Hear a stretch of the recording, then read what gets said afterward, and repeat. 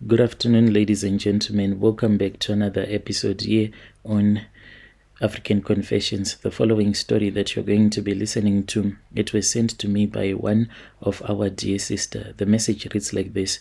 Hello, Brother Nanshi, how are you? Can you please post my own story as hidden identity? I am a woman who is from Zim, currently based here in South Africa. I have lived a life that many can even find hard to believe.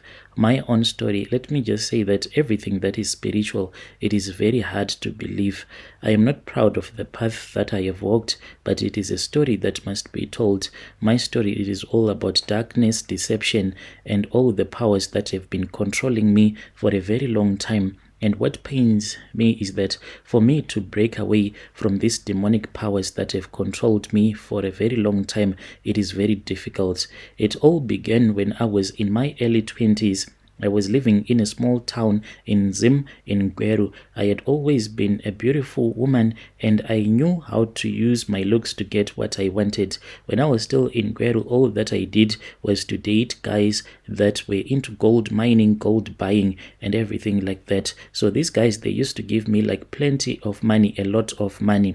Then life became hard for me all of a sudden. This was after I had stayed with this other guy. I fell pregnant for him and I decided to remove that pregnancy. So after that, when he kicked me out, he told me that he was going to cast a spell on me because in his family, he claimed that no woman is allowed to have an abortion. From there on, life was really hard for me and I was desperate for money. And at that time I told myself that since I had a curse that had been placed upon my life, it was far much better for me to do anything to escape the poverty and all the hardship that had suddenly surrounded me, stuck at home at all the times. One day, I was then approached by this other woman who seemed to know more about me than she should have.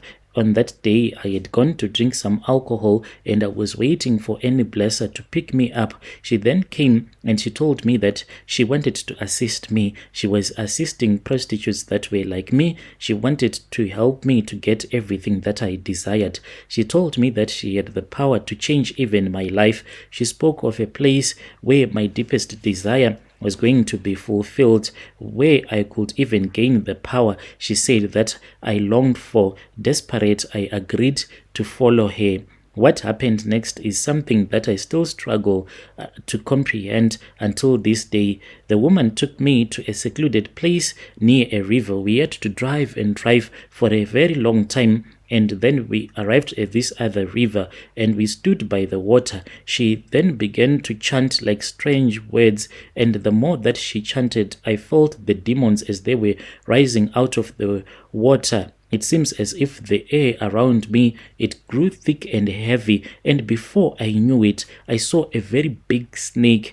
And this big snake, it then pulled me into the water and I tried to scream, but there was no sound that came out. I felt myself sinking deeper and deeper until everything just went blank and black. When I woke up, to my surprise, I found myself in a place that was both beautiful and terrifying. Do you know that underneath the water there is a kingdom beneath the water, a realm that is ruled by the marine spirits? The water around me, it was as clear as glass. The world was filled with this other light. There is a sun, another sun that is down there. I was surrounded by beings who were both nice and at the same time, those beings, they seemed to be very evil. And I was then shown this other place where the sun goes down. It's like a machine. I really do not know how to explain this to you, but it seems as if there is a path which the sun is always designed to follow. When this sun that we know, when it goes down, it goes to another place. Tomorrow when it rises up again, it will be a different sun. Some of the things that are of the spiritual nature, they don't even make sense to us human beings. But when I looked at the earth, it was not like what we learned in geography. The earth, it works as if it is like a machine. And when we were down there, that was when I saw another angel This angel is the one whom I was told that he used to control the stars. He was the one who used to control the path of the stars. I met this other fallen angel who will change my life forever. He was unlike anything that I had ever seen. He was someone that was powerful, dark, and beautiful. His eyes were like fire, and his voice, when he spoke, it was as if someone that was playing the piano. It was a melody that was really nice. He told me that he had been watching me and he knew my heart's desires, and he told me that he could give me the power to seduce and to control men. He said, especially those that claimed to serve God.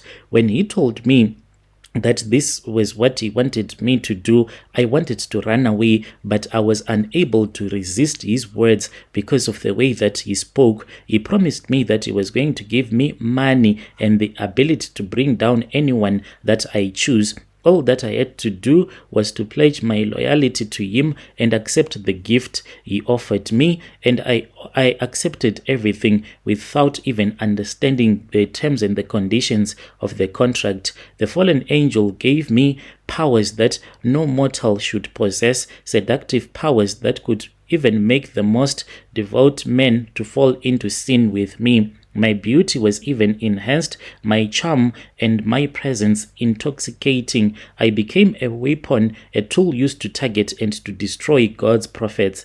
I was sent back to the surface world, and from that day on, my life changed dramatically. I was no longer the girl that I used to be. I was now an agent of the marine kingdom, and I was sent to lure men into sin. I would attend different church services, prayer meetings, and conferences, always seeking out the men of God, the pastors, the prophets, the evangelists who were respected. With my newfound powers, I started seducing them, leading them into sin, and recording their transgressions. It was really easy. They were drawn to me, unable to resist me. And once they had fallen, all that I had to do was to pass on the videos and the pictures. I would make sure that the very moment that I'll start to date a pastor, encourage him so as to take videos when we are busy sleeping with each other, pictures and everything. Then I had to forward those videos to some people who would wait for the right time. When the right time to expose that pastor would have come,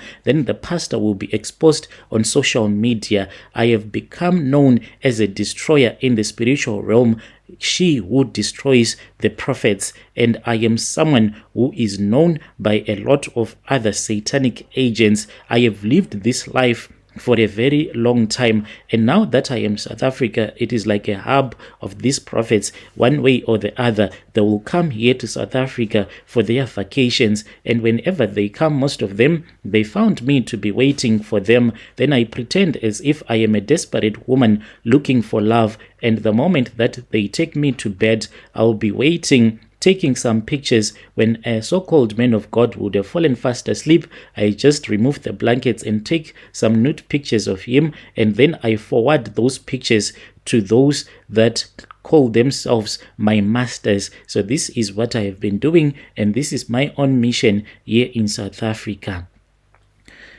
Dear listeners, right there was a message that was sent to me by one of our dear sister. Strange things indeed, they do happen in this world. Yo.